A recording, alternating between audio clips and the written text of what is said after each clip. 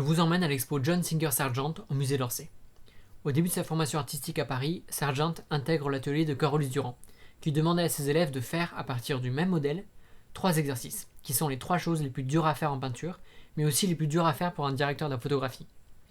Un exercice sur les clairs-obscurs, avec quasiment pas de couleur, que du noir et du blanc, dont le but est d'arriver, par le contraste, par les nuances d'ombre et de lumière, à faire surgir le modèle. Un blanc sur blanc, exercice redoutable pour un jeune peintre, comme pour un jeune chef opérateur, car il faut rendre l'illusion du blanc, sans utiliser de blanc finalement, mais un nuancier de gris. Seul un reflet dans la céramique a un trait de blanc pur. Et enfin, ce qu'il y a de plus difficile à faire, trouver une touche, un style pictural avec une technique dite à la prima, au premier coup. Ce qui correspond à la recherche de look et de texture en cinéma. Devenu artiste accompli, Sargent le virtuose exécutera de nouveau un blanc sur blanc dans le mode orientaliste de l'époque. Ce tableau est en fait un camailleux de couleurs. Dans le fond, on a du blanc gris froid, presque mauve, puis on a le blanc chaud de la tenue, et encore le blanc froid des manches, etc. Ce qui crée un très subtil contraste coloré dans toute cette œuvre, en apparence juste blanche. Mais le seul blanc pur de l'œuvre est encore une fois le reflet dans le métal de l'encensoir. Au cinéma, on demande en général aux costumières de teinter les habits blancs dans du thé pour casser la brillance du neuf, mais que le vêtement soit quand même perçu comme blanc à l'image.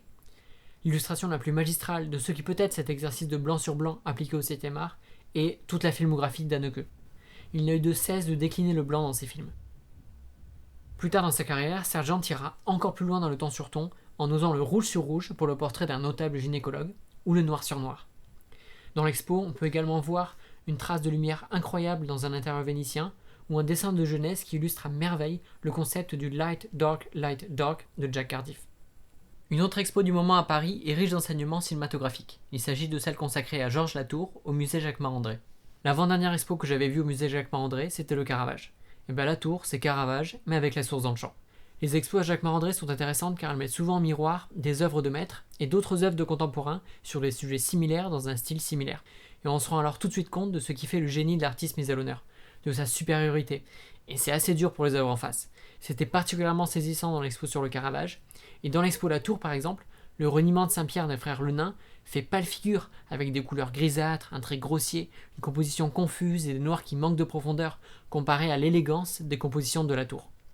Le Saint-Jérôme de Trophime Bigot, exposé en face de celui de Latour, nous montre une peau blanchasse et une flamme qui manque cruellement de brillance. De plus, la bougie du tableau n'est là que pour éclairer. Il n'y a pas l'effet spécial de lumière propre à Latour qui confère à l'œuvre un aspect mystique, de lumière magique qui émane des choses, en étant réfléchie dans un miroir, dans la paume d'une main, ou en passant à travers, ou encore en étant diffusée par la page d'une Bible, qui semble alors émettre elle-même cette lumière. Dans les tableaux religieux de Latour, la lumière est le principal signe du divin. Dans le nouveau-né, il n'y a pas d'auréole ou de halo autour de la tête du Christ, mais cette lumière, comme si elle émanait du nourrisson, qui suggère sa signification spirituelle. Chez Latour, toute la poésie naît de la plus grande simplicité, de l'épure totale. Tout ce qui est superflu, murs, tables, accessoires, etc., n'existe pas. Il n'y a pas de fond, seul reste le sujet, taille réelle, qui a une place royale dans l'œuvre, et donc un pouvoir saisissant. Les regards sont 2 points blancs, les chairs rougeoyantes, transparentes et lisses comme des cierges, paraissent vibrer sur les fonds noirs. Ce rendu de la peau, quasiment en aplat, est d'une extrême douceur. De même, les vêtements sont aussi traités en aplat de couleurs, sans plis, simplifiés à l'extrême et tendant presque vers une stylisation en volume, vers une forme d'abstraction. Et voyez ces fonds ultra simplifiés, un aplat blanc, un aplat noir, pour un light, dark et un effet de contraste poussé à l'extrême. En image, j'ai déjà mentionné, couleur et contraste sont opposés. On ne peut pas faire les deux. On le voit chez Latour. Il a peint soit des nocturnes très contrastés avec peu de couleurs, ou des tableaux très colorés mais baignés d'une lumière plus uniforme, sans effet de contraste. Le contraste est une opposition entre le sombre et le clair, le blanc et le noir, qui sont 2 absences de couleurs.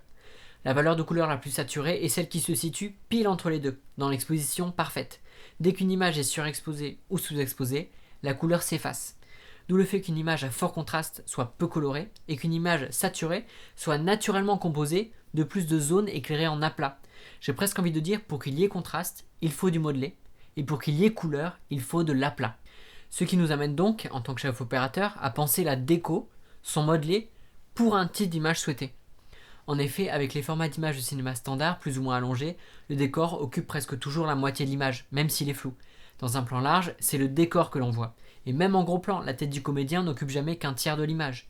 Le reste, c'est du décor. Et si l'on veut du contraste, il faut du volume dans ce décor. D'où le fétichisme des peintres et des chefs opérateurs pour les rideaux par exemple, objet créateur de contraste par excellence avec son modelé, alternant des bandes d'ombre et de lumière. Ou alors il faut faire comme à l'époque de l'expressionnisme allemand, peindre les lumières et les ombres directement sur les feuilles de décor plates. Pour toutes ces raisons, il est très épineux de répondre à la demande d'un réalisateur qui souhaiterait marier une image contrastée et colorée. On l'a vu, c'est quasiment irréconciliable. C'est ce qui explique que la plupart des films d'horreur ou les thrillers très contrastés apparaissent souvent désaturés et que les comédies que l'on veut plus colorées se retrouvent mécaniquement éclairées de manière plus plate entre guillemets. On retrouve aussi ce phénomène de lumière plate à l'apparition du Technicolor, où les studios voulaient plus que tout mettre en avant la couleur des films. Mais explorons plus loin ce qu'est le contraste en cinéma. Lorsque l'on parle de contraste, il s'agit en général de cette opposition entre le sombre et le clair, l'un faisant ressortir l'autre. Ce contraste est la base de l'éclairage du cinéma en noir et blanc, où les lumières étaient très dures et les ombres très marquées. Mais avec la couleur, éclairé comme au noir et blanc apparaît soudainement très artificiel et peu acceptable pour le spectateur. L'invention de la couleur amène donc à faire intervenir d'autres moyens de créer du contraste, d'autres formes de contraste, ce qui permet aujourd'hui d'éclairer avec des directions beaucoup plus douces, sans pour autant avoir une image plate. Johannes Itten, peintre et professeur du Bauhaus, décline le contraste en 7 catégories.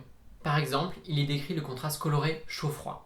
J'en ai déjà longuement parlé avec Léonard de Vinci, mentionnant le fait que les couleurs chaudes donnent une impression de proximité, de jaillissement, on les appelle les couleurs saillantes, et que les couleurs froides semblent toujours plus lointaines, on les appelle les couleurs fuyantes. Ce phénomène se nomme très logiquement la chromastéréoscopie. Et du coup, ce contraste est très utile pour donner du relief et de la profondeur à une image en couleur, en créant simplement un premier plan chaud, un arrière-plan plus froid. C'est tout le temps ce qu'on essaye de faire en métallo, car c'est une règle naturelle. La perspective chromatique est tout le temps présente dans la nature, et elle est de fait quasiment impossible à contourner. Il est très difficile de trouver des images qui vont à l'encontre de ce principe, toute époque confondue. Vincent Van Gogh, qui a fait beaucoup de toiles suivant cette règle, s'essaie pourtant à la contourner en 1888, avec le Summer au soleil couchant, faisant un premier plan froid, un arrière-plan chaud. Et l'effet produit sur la perspective est effectivement très étrange. Itten parle aussi du contraste simultané. Sur ces 4 formes, le rouge et le jaune sont les mêmes, mais paraissent plus foncés sur un fond sombre et plus lumineux sur un fond clair. Une même couleur placée sur des fonds de couleurs différentes change en fonction de son environnement immédiat. Il y a aussi évidemment le contraste de quantité, c'est-à-dire l'opposition entre une grande surface colorée et une toute petite surface colorée. Souvent, celui-ci se couple avec le contraste de couleurs complémentaires, des couleurs opposées sur le cercle chromatique, par exemple le rouge et le vert, ou encore le contraste coloré chaud-froid, pour encore plus d'impact et de puissance.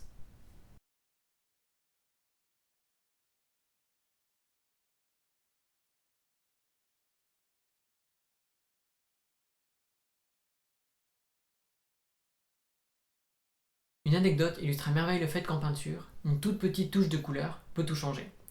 En 1832, à l'exposition annuelle de la Royal Academy, l'équivalent du Salon en France, William Turner présente une modeste marine, sobre, au ton pâle et froid.